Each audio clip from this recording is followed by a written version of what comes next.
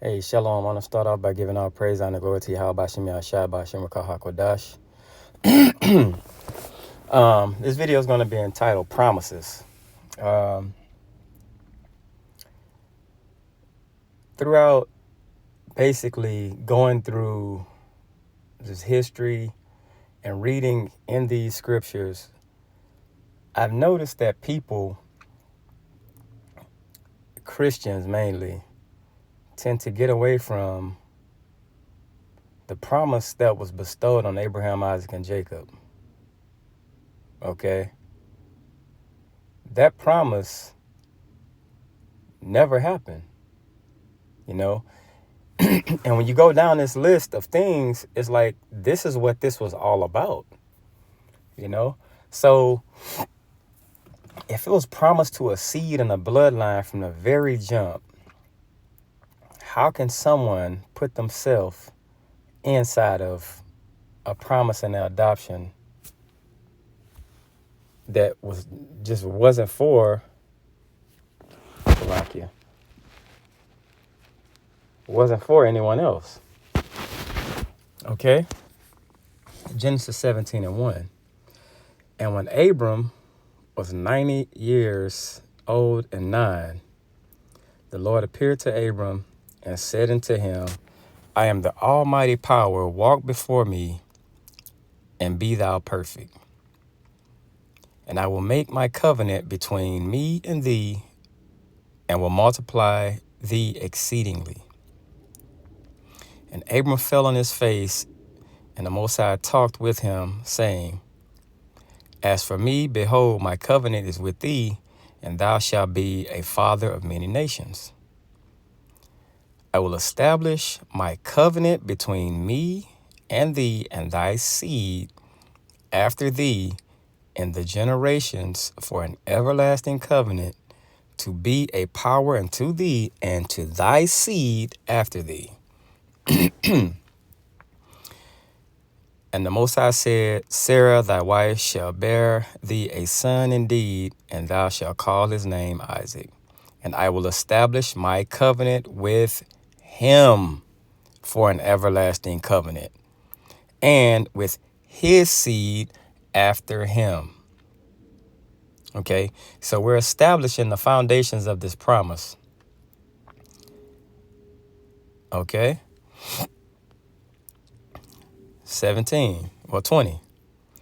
And as for Ishmael, I have heard thee. Behold, I have blessed him, and I will make him fruitful, and will multiply him exceedingly. 12 princes shall he beget, and I will make him a great nation. But my covenant will I establish with Isaac, which Sarah shall bear unto thee at this set time in the next year. So even when Abraham tried to, or wanted the covenant to be with Ishmael, the Lord said no. So how can any other race, keep in mind, Abraham personally asked the Lord for the covenant to be with Ishmael. So how do we fast forward today? And keep in mind, seed lines carry on. That's why he said, you're going to have a son in the future. And that son in the future, the covenant, it promises, going to be with him. He didn't even make it here yet. Okay? So fast forward, Isaac had Jacob. Jacob's name was changed to Israel. He had 12 sons, and those tribes kept going forward in time to even forward to today. Okay. So if he directly was dealing with the Most High was directly dealing with Abraham, and he was talking, and he couldn't get those other seed lines in, how could anyone today try to basically put their self or another nationality in the promise that Abraham, Isaac, and Jacob, it was promised to them? Okay? Not gonna happen. Romans 9. For I could wish that myself were accursed from Christ, or Hamashiach, for my brethren, my kinsmen according to the flesh, who are Israelites, to whom pertaineth the adoption and the glory and the covenants to Israelites. Jacob's name was changed to Israel. So everybody out of that seed line is who these promises are basically passed to. Okay?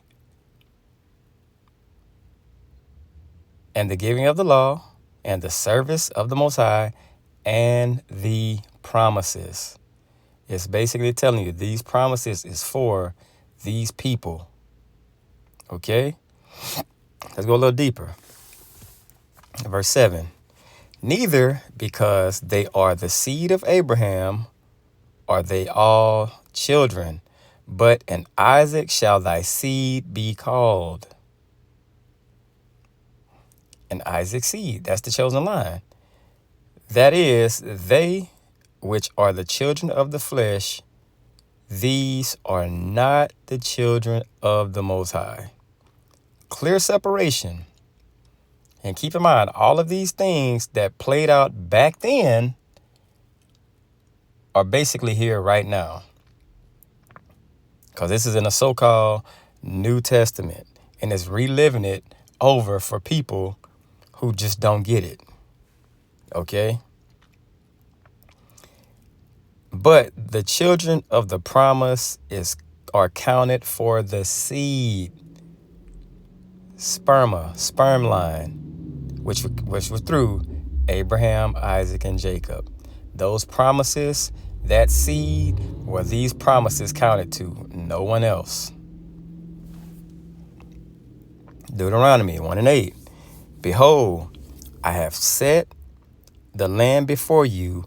Go in and possess the land which the Lord sware unto your fathers, Abraham, Isaac, and Jacob, given to them and to their seed after them.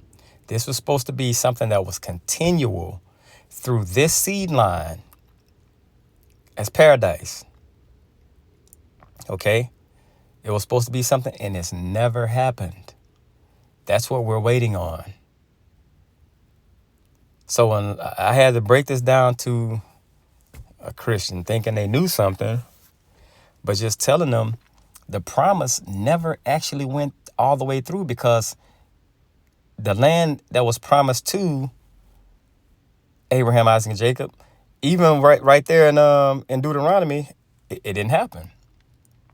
I mean, to where the whole nation was actually in the land, as pertaining to like basically heaven. Okay? The land was not possessed by us to where it was continual, like Isaiah, I think it's Isaiah the 2nd chapter, where we were basically, everybody would flow to it and get the laws and all of those things, and people would practice war no more. It's not that type of peace on earth yet. Okay? So back to Genesis 35:10, it says, and the Most High said unto him, thy name is Jacob, thy name shall be called no more Jacob, but Israel shall be thy name. And he called his name Israel. And the Most High said unto him, I am the power Almighty. Be fruitful and multiply. A nation and a company of nations shall be of thee, and kings shall come out of thy loins. That means from this man's bloodline, kings shall come out of it. And the land which I gave Abraham and Isaac to thee, will I give it. See, that promise went from Abraham, Isaac, and Jacob. Notice it's a seed line. It wasn't Ishmael. That was Abraham's seed line. But it was a chosen seed line, the seed line that was called. And to thy seed after thee will I give the land. So it was once one passed away, this promise was to this chosen seed line. Okay? Hebrews 6:12. That they be not slothful, but followers of them who through faith and patience inherit the promises. What do you think we're patiently waiting on? that promise. For when the Most High made the promise to Abraham, because he could not swear by no greater, he sware by himself, saying, surely blessing I will bless thee, and multiplying I will multiply thee, wherein the Most High willing more abundantly to shew unto the heirs of promise the immutability of his counsel, confirmed it by an oath. So it was an oath that was made, that by two immutable things in which it was impossible for the Most High to lie. So no matter what, that promise had to take hold. Who have fled for, we might have a strong consolation, who have fled for refuge to lay hold upon the hope set before us. That's what we're hoping for. When we get in that land, it's going to be all peace. You know, it's not going to be no more war, Esau ruling things wickedly, like women out of order, like foods that's not attainable to the body. You know, it's just everything is going to flow naturally, and it's going to be a beautiful thing. But these promises were promised to us. The promise never changed. It never went to a promise to where anybody could just basically put themselves in this promise. With that, I want to say